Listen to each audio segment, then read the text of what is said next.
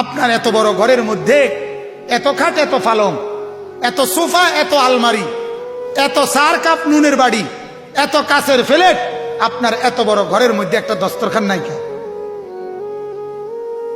কথা বলেন না কেন? কেন নাই?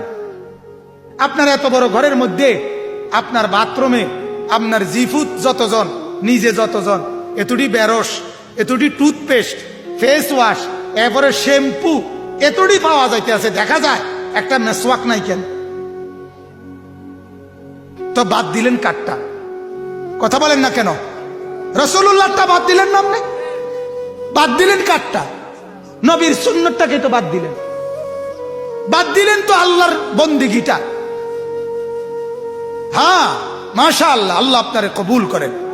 তো বুঝাইতে চাইলাম, বাদ দিলেন কারে? আপনি কারে বাদ দিলেন বলেন?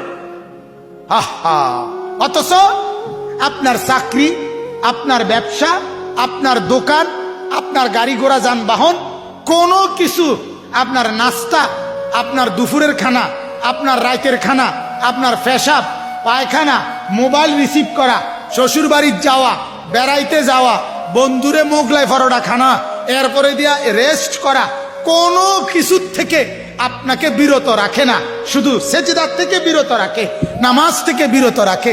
তাহলে ধরলেন, রাখলেন, সবাইকে ঠিক রাখলেন, শুধু নারাজ করলেন আল্লাহকে। কেন? কেন আল্লাহর সাথে রাগ করলেন কেন?